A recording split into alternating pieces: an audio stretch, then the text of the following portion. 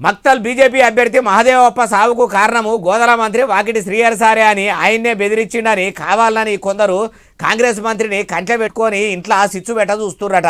అసలు మహదేవప్ప సావుకు మంత్రి వాకిటి శ్రీహరి సార్కు సంబంధమే లేదట.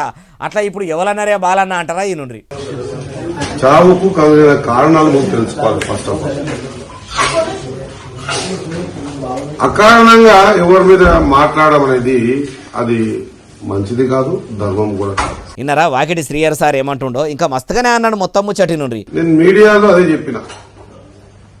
అసలు ఆ బాబు ఒకవేళ నాకు గతంలో గాని నామినేషన్ ప్రక్రియ కంటే ముందు గాని ఇప్పటి వరకు గాని ఒక్కసారి ఆయన ఫోన్ కించి నాకు ఫోన్ వచ్చింటే లేదా నా ఫోన్ కించి ఆయనకు ఫోన్ పోయింటే మీరు అంత అలిగేషన్ అనేది నేను బెదిరించానంటున్నారు కదా, పోయింటే లేదా నా 32 ఏళ్ల రాజకీయ జీవితంలో నేను ఎవరైనా బెదిరించి ఉంటే రాజకీయాల్లో నేను శిక్షకు అర్హుణ్ణి.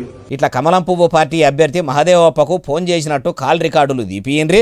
ఫోన్ చేసినట్టు రికార్డులు ఉంటే మీరు ఏ శిక్ష చేసినా సిద్ధంగా ఉంటా అని అనుకొచ్చిండు. సంబంధం లేనిదే కొందరు రాజకీయ లబ్ధి కోసం చేయిపాటిని బదనాం చేస్తుండ్రు అనుకొచ్చిండు.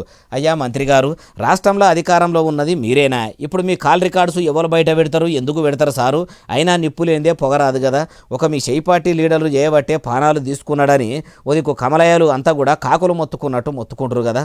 మీరే స్వయంగా మహదేవప్ప మరణం మీద ఓ విచారణ కమిటీ ఏపిచ్చి ఎందుకు జీవి తీసుకున్నాడు, అంత బాధ ఆయనకు ఏమొచ్చిందో అన్ని ముచ్చట్లు అరుచుకోమానుండ్రి అంటుర్రు ఏ ముచ్చటిన్నోళ్ళు.